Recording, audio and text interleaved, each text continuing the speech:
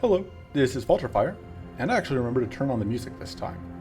So, this is part 8 of my field guide for the Vortex, covering the first form of Mudrera, which is just called Mudrera. So, Mudrera's main themes: Divinity Stacking, Opportunist, and Madness. This is the first form of Mudrera, and it is the easiest. I covered in the first part how the different forms work and how you end up fighting different forms. But the short version is you beat one form in order to fight the next one, and if you lose, you will go back to the previous form. This one starts with 700 health and 1000 shield. Although it does have 2 phases, it doesn't do anything fancy when it dies. Like, you won't have to deal with like this 1800 is all you have to get through in order to end the run. That said, actually, just in general, I would say this fight is normally going to be more straightforward. Not necessarily easier, but a lot more straightforward than several of the aspect fights. This is going to be nowhere near as complicated as, for example, the destruction fight with like all the explanation I had to do and how that worked, or the conquest fight where you have to figure out your sequencing on which way you kill them. It's pretty straightforward. You see the big guy, you kill the big guy. So, let's talk about the beginning of the fight. At the beginning of the fight, you will have Purity 1, Permanent, and 6 Fortress, which means that to begin with, you are going to need to overcome quite a lot of damage reduction. And that Permanent Purity is not always a huge deal, especially if you have idols active. It's very common for that Purity to just get eaten by idol cards or the Manic Presence Weather card. Speaking of Manic Presence, that can, of course, give it Opportunist, and I believe it has at least one action to give itself Opportunist. And while it has Opportunist, its Opportunist deck is deal 5x2 AoE damage, which means it will hit you and your allies, and it will give you and your allies Enfeebled 1, and it will give itself Powerful 1 and Divinity 1. So Divinity, if you are not aware, is a buff that gives something with Divinity will deal 5% extra damage and apply 5% extra status per rank of Divinity, and it will have all damage dealt to it and status applied to it reduced by 3% per rank of Divinity. Which means, and that stacking Divinity is one of the big things that this version of Mudrera does, which means that if you cannot kill it quickly, you need to have some way to overcome the increasingly stacked damage reduction it will get from both the Fortress and the Divinity, especially if like I said, if there are idols active and you're trying to play a longer game. So let's talk about this action cycle. Mudrera does a pretty straightforward action cycle where it will do each of these in order. It will do the first action on turn 1, second action on turn 2, and so on until you have reached the phase change point. So the first action is that it will deal 12x2 damage, gain Powerful 3 and Divinity 2. So this is just a straightforward double attack. This is relatively weak for a turn 1. This is nowhere near the threat that like Dread's huge Hyperfrost is, or when you come into the Destruction fight, Destruction's trying to do massive multi-hit and give you a Blight, and then spend the next turn doing even more damage to you. Or I think Tenacity isn't doing anything to you really on turn 1, but Conquest is doing more damage than this and is also like setting up Purity and stuff. So overall, this turn 1, not really a huge deal. It is a notable amount of damage, but it's not kill you amounts of damage unless you came to this with like no health. So that's nice. Turn 2, it's going to apply Madness 1, and then Madness 1 just goes to the player, and that's it, because Madness on allies wouldn't do anything. And then it's going to give you, the player, and all allies, Decay 1, Curse 2, and Vulnerable 2. With idols active, that Curse 2, if there are at least 3 idols invoked, that Curse 2 will be bumped up to Curse 3, which can be a real threat to your allies. The Decay is also obnoxious, and Decay on allies can kill them very quickly if you aren't careful. It is worth noting, these debuffs are applied in this order. So if you have 1 rank of Purity, it will block the Madness. If you have 2 ranks of Purity, it will block the Madness and the Decay. And if you play, say, Protect the Brood Plus, which gives Purity 2 to yourself and all your allies, or Warcry Plus, which also 2 Purity yourself and your allies, then it will block the Madness and the Decay on you, and then because your allies don't have to deal with the Madness, it will block the Decay and the Curse on your allies, which leaves just the Vulnerable, which is not really a problem because none of its actual attacks in this phase do AoE damage. So the AoE vulnerable is not a huge concern. Outside of the Opportunist, which is AoE. The third action here is going to put 2 shrivels on top of your deck, which not really a huge concern. Then it's going to gain 100 shield. It's going to get Mighty 4, Tough 4, Opportunist 1, Powerful 3, and Divinity 2. So it's a lot of buffs. The important ones here, this is 2 more Divinity to go with the 2 it already gained. That is 3 powerful, which is not a ton. That's 6 powerful total per rotation. But it is still something that you'll have to consider. It will gain Mighty, and it will gain a lot of Mighty. It will gain enough Mighty to like actually getting rid of all its Mighty is going to be seriously annoying even with a decent amount of Arcane. It actually is attacking, gains more Mighty than Powerful here. The Opportunist is just 1 rank, so you'll only deal with that with 1 turn if you are not in a position where you can afford to trip Opportunist. And it will gain a bunch of Tough, which is annoying because it has all of this Fortress to start with. And if you're fighting Endurance, or if the Manic Presence Weather decides to add more Fortress to it, this means that between the Tough and the Fortress and the Divinity stacking, actually dealing damage to this can be seriously painful. Although, again, not as painful as the front Conquest Dog is, because at least the Fortress isn't upkept by Mudraera itself. And then finally, the 4th turn of this cycle, it's going to deal 36 damage and apply Fatigue 1, and then turn 5 it moves back to the top. So you'll notice here that it has 2 turns where it's actually attacking. It's doing an X2 attack and a single big attack. What this means is, naturally, evasion is great. Another thing you'll notice here, though, is that it does gain Divinity, which is a impossible to dispel % damage bonus.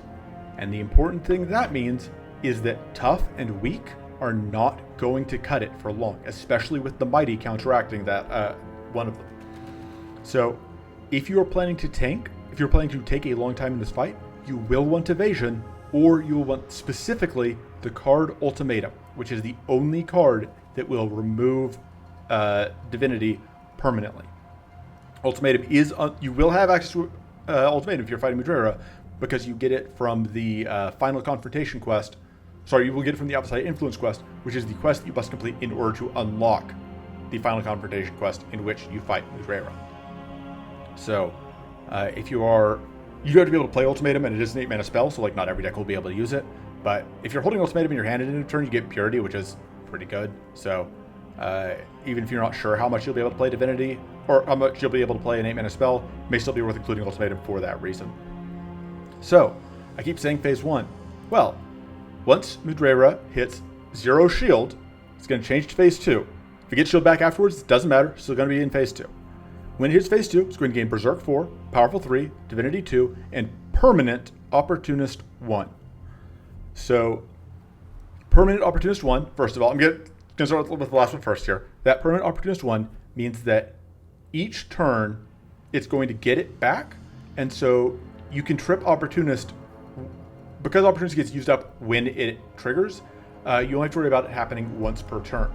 So if we go back to its Opportunist attack, you'll notice that the big concern here is really the Divinity, because the Divinity does stack. So you probably don't want to be tripping the Opportunist a lot.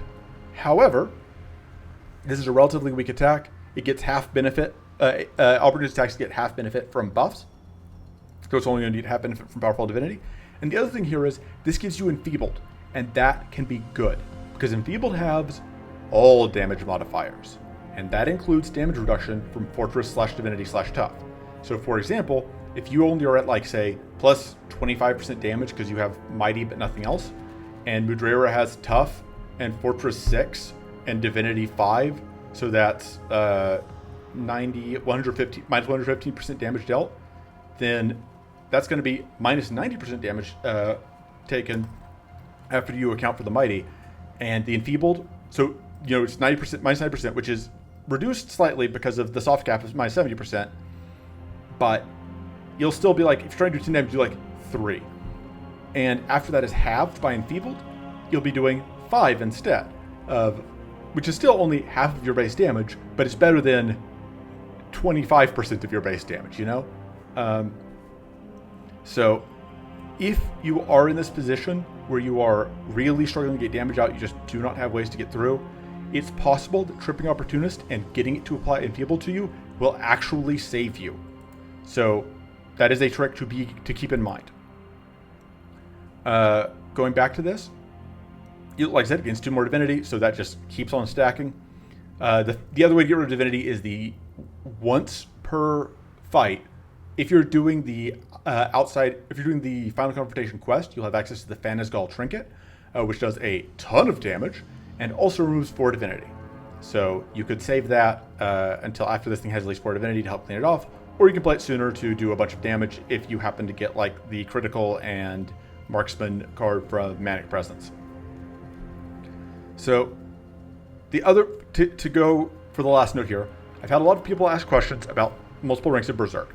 What Berserk does is when an enemy with Berserk hits 0, when anything with Berserk, including the player, hits 0 HP, then they don't die. Instead, they will just lose all powerful, and they will die at the end of their next turn. So the question then becomes, what does multiple ranks of Berserk do? Because prior to this patch, enemies could only ever have 1 rank of Berserk, and it was from Idol of Hunger. So a lot of people are worried that Berserk 2, for example, would mean that it would get 2 extra turns before it dies. That's not how it works. It is simply, you lose a rank of Berserk at the start of your turn, unless it's a permanent rank like Hunger gives, which is why previously you only had 1 rank, because it was always permanent Berserk 1. If you have multiple ranks, you will lose 1 at the start of your turn, and as long as you have 1 rank when you hit 0 HP, you're good. So in the case of Mudrera, gets Berserk 4, so if you take more than 4 turns to kill the second form, it will just straight up die. If you kill it in the first 4 turns after it changes phases, which is often going to be what happens, then you'll have to wait until the end of its turn. But it doesn't matter how much Berserk it has when it hits 0 HP, it is still only getting 1 more turn and then dying. I hope that was clear. I realized I kind of talked in circles a bit there. Let's talk about, once it swaps forms, it doesn't change its action immediately, but the next action it takes after swapping forms will be the top of this list, which is going to deal 4x6 damage and apply bleed 3. You'll notice we don't have a buff. It's not getting any buffs anymore. I didn't change the image back to the second form, but this is when it's in this form. So it's going to do damage. It's going to give you bleed, which is annoying. Then it's going to do the next turn 3x5 AoE damage, shuffle in 1 deep wound, and put 2 shrivels on top of your deck. Then the turn after that, it's going to apply Frail 3, Madness 1, Vulnerable 1, and it's going to gain another rank of Opportunist. As mentioned, that means that, or that will increase it above its base 2, its base 1, that's permanent, and if you trip, that means you can trip Opportunist twice on that turn. If you don't trip Opportunist between turn 3 and turn 4, it's going to go back down to just the 1. It can then also gain Lifesteal 10 for this turn on its 4th turn, and then it will deal 3x3 AoE damage and 3x3 more damage, so that will gain it potentially a lot of health back. So Lifesteal 10 means that it will effectively get 100% Lifesteal, and I want to say these are already baseline Lifesteal attacks, so you're looking at it healing baseline, 36 damage if you have no summons, which is, a decent amount, but honestly not that much in the context of how much health it has total. And then it's going to deal, on its final turn, 3x7 damage and apply Decay 2. So the main thing I want to point out here, though, is that the Phase 2 does not gain any more buffs. Which means, it doesn't gain any more buffs, and the base damage here is relatively low. So the only way it is getting powerful and divinity once it gets Phase 2 is if you have tripped the Opportunist. Which means this becomes relatively manageable. If you can crack the shield, and it does have a lot of shield, it starts with, as we said, let's go back to that number real quick. It starts with 1,000 shield. But if you crack the shield, it doesn't gain any more, and it stops stacking all of its buffs. So that could make life easier for you. In general, though, the way this fight tends to go for me is that I may spend several turns trying to figure out how to getting all my setup done. But then once I break shield on Mudrera, I kill second phase pretty quickly. Deep Wound. I don't have a screenshot of it still. It is, when you draw it, you get 2 bleed. If it's in your hand at the end of turn, you trigger the bleed 5 times. And it's a 2-mana blight that draws 1 card when you play it. So it's annoying. You're going to deal with a lot of bleed, a lot of decay in this phase. So you don't want to sit around too long. And the other thing here is between the 3x5 here and the 3x3 here, it can pretty thoroughly shred your summons, especially with the Opportunist. So summon decks gonna have a problem if you spend too long in phase 2. Trill can usually manage it. Trill being, of course, Magir's pet dragon bat, but other summons are gonna have a bad time. This fight, like I said, fairly straightforward. Honestly, if you just think of this as Baylator plus, you'll be fine for the most part, I think. Like if you're used to fighting Baylator, the stuff you're used to doing for Baylator should work here for the most part. You know, some evasion, lots of damage, good amount of shields. You're good to go. There's not like curse stacking here, not really. There's a small amount in the first phase. There are some debuffs, but mostly this is a pretty easy fight, and I don't have a lot more to say about it. I've probably said more words than is necessary here. Honestly, until I put this guide together, I had never even really seen most of these phase 2 actions because it just dies. You just kill it. It's just dead. You know, you got through the aspects. That was the hard part. You're good. So that's it for part 8, Mudreira. But that's the easy one. Next time we will be talking about Primal Mudreira, which is the second form, and is a little bit harder. And I do mean a little bit. I don't think the next one is too bad either. There are no cards, by the way, obviously, because if you have beaten Mudreira, the run is over, so there are no reward cards for Mudreira. So I will see you tomorrow for Primal Mudreira. Until then, toodles.